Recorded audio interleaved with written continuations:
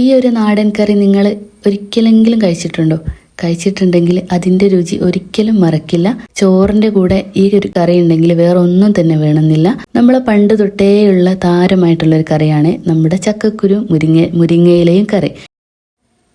ആ പഴയ കാലത്തെ തനതായ രുചി ഒരു തുള്ളി പോലും നഷ്ടപ്പെടാതെ പഴമയുടെ ആ ഓർമ്മയിൽ ഇതെങ്ങനെ ഉണ്ടാക്കുന്നതെന്ന് നമുക്ക് നോക്കിയാലോ?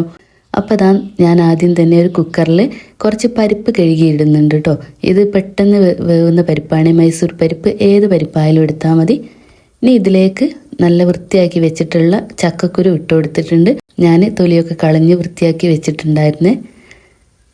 ഇനി അതിലേക്ക് ഒരു പകുതി സവോള കട്ട് ചെയ്തിട്ട് ഇതുപോലെ അരിഞ്ഞെടുത്തിട്ടുണ്ട്. ഒരു 4-5 പച്ചമുളകും ഒരു ചെറിയ മീഡിയം സൈസിലുള്ള തക്കാളി ഇട്ട് കൊടുത്തിട്ടുണ്ട്.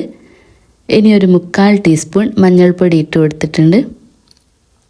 ആവശ്യത്തിനുള്ള ഉപ്പും കൂടെ ഈ സമയത്ത് ചേർത്ത് കൊടുക്കാം. പിന്നെ കുറച്ച് ഒരു കളർ കിട്ടാൻ വേണ്ടിയിട്ട് മാത്രം നമുക്ക് ഒരു 1/2 ടീസ്പൂൺ മുളക് പൊടി ചേർത്ത് കൊടുക്കാം. ഞാനിവിടെ കാശ്മീരി മുളക് പൊടിയാണ് എടുത്തത്. എരിവിന് നമ്മൾ പച്ചമുളക് കുറച്ചധികം തന്നെ ചേർത്തിട്ടുണ്ട്. പിന്നെ വേവാൻ ആവശ്യമായിട്ടുള്ള വെള്ളം ഒഴിച്ചിട്ട് നമുക്കത് ഒരു 3 വിസിലടിക്കാൻ വേണ്ടിയിട്ട് അവിടെ വെക്കാം. അപ്പോഴേക്കും മുരിങ്ങയിലയൊക്കെ തണ്ടിൽ നിന്ന് ഈരിയെടുത്ത് നല്ല വെള്ളത്തിലൊക്കെ കഴുകി വെച്ചിട്ടുണ്ട് കേട്ടോ.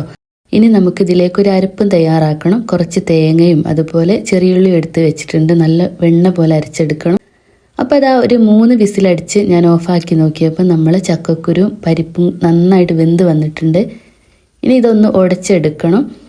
ഞാനിപ്പോൾ കയ്യിൽ വെച്ച് തന്നെയാണ് ഉടക്കുന്നത്. പണ്ടൊക്കെ എനിക്ക് ഓർമ്മയുണ്ട്, ഞാനൊക്കെ ചെറുതായ സമയത്ത് ഇതിങ്ങനെ ഉടക്കുന്നതൊക്കെ ഒരു കടൈക്കോൽ അല്ലെങ്കിൽ കടക്കോൽ എന്നൊക്കെ പറയും. നമ്മൾ മോരൊക്കെ കടഞ്ഞെടുക്കുന്ന ഒരു മരത്തിൻ്റെ അത് വെച്ചിട്ടായിരുന്നു കേട്ടോ ആക്കൽ.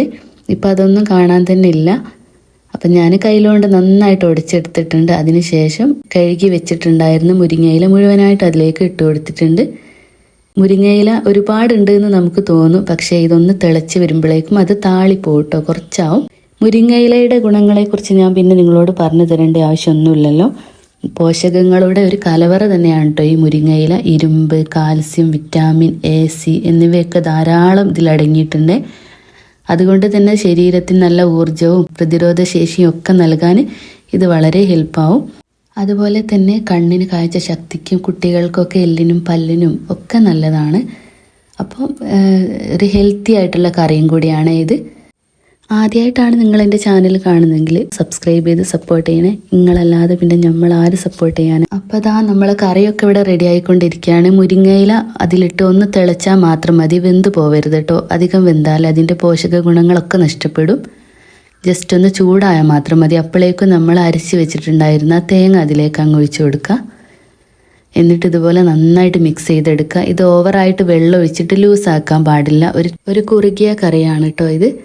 ഇത് ഭയങ്കര രുചിയുള്ളൊരു കറിയാണ് കേട്ടോ. നിങ്ങളിത് ഉണ്ടാക്കി നോക്കിയിട്ടില്ലെങ്കിൽ എന്തായാലും ഒന്ന് ഉണ്ടാക്കി നോക്കണം, ഇഷ്ടമാവും. കുട്ടികൾക്കും ഒക്കെ ഇഷ്ടമാവും കേട്ടോ ഈ കറി. അപ്പോൾ ആ കറിയൊക്കെ അവിടെ ആയിട്ടുണ്ട്. തേങ്ങ ഇട്ടതിന് ശേഷം ഒന്ന് ജസ്റ്റ് ഒന്ന് തുള്ളി വന്നാൽ മതി, അധികം തിളച്ച് പോകാൻ പാടില്ലേ. ഇനി ലാസ്റ്റായിട്ട് ഒന്ന് വറവ് ചെയ്തെടുക്കാനുണ്ട്. അപ്പോൾ ഇതിൻ്റെ രുചി ഒന്നുകൂടി അങ്ങ് ഇരട്ടിയാവും. അപ്പോൾ അതിന് ഞാൻ വെളിച്ചെണ്ണ ഒഴിച്ചിട്ട് ഒന്ന് കടുക് പൊട്ടിച്ചെടുത്തിട്ട് കുറച്ച് ചെറിയുള്ളി അരിഞ്ഞിട്ട് അതിലേക്ക് ഇട്ട് കൊടുത്ത് നന്നായിട്ട് മൂപ്പിച്ചതിന് ശേഷം കുറച്ച് കറിവേപ്പിലയും കൂടി ഇട്ട് കൊടുക്കുക. എന്നിട്ട് ചൂടോടെ നമ്മൾ കറീൻ്റെ മുകളിലേക്ക് അങ്ങ് ഒഴിച്ചു കൊടുക്കുക. ഇത്രയേ ഉള്ളൂ കേട്ടോ. നമ്മളെ സൂപ്പർ കറി ഇവിടെ റെഡി ആയിട്ടുണ്ട്. ഇതിൻ്റെ കൂടെ നല്ല ഉണക്കമീൻ പൊരിച്ചതും കൂടെ ഉണ്ടെങ്കിൽ പറയും വേണ്ട. ഇതെല്ലാവരും ഒന്ന് ഉണ്ടാക്കിയിട്ട് ഒന്ന് ഫീഡ്ബാക്ക് അറിയിക്കുക.